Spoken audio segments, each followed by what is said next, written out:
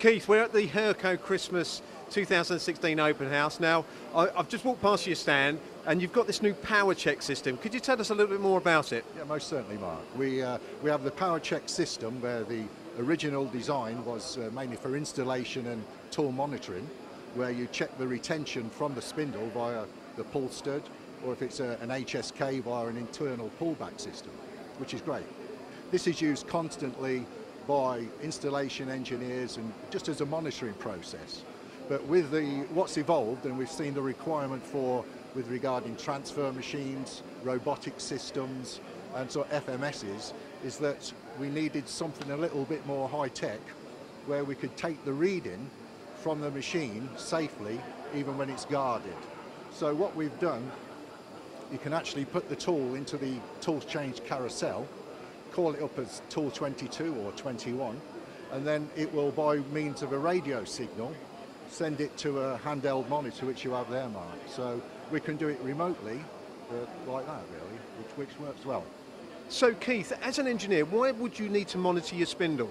Well, what we have basically, Mark, within the spindle there is like Belleville and spring stacks, which actually pulls the tool back, which is critical because it maintains the TIR run out, the pullback pressure, the surface finish of the end product by means of the cutting tool.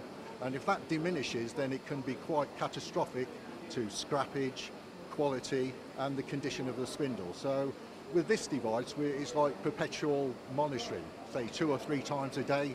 And if it drops below a certain sort of pullback pressure, then it indicates that we have problems. Obviously not with a new machine such as Herco, it's, that's fine. But over a long period of time, things do diminish.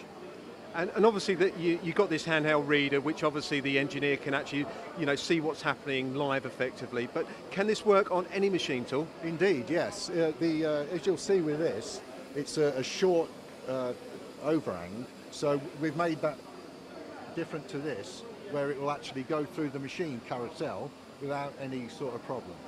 So, it is there to be in the machine all the time. So you can get continuous monitoring effectively? Indeed, yes, yeah. With this device, it's interchangeable on the back end. But with this, we've made it dedicated to the actual taper. So we've got a shorter overhang, it's ergonomic, it allows to go through the tool change quite easily.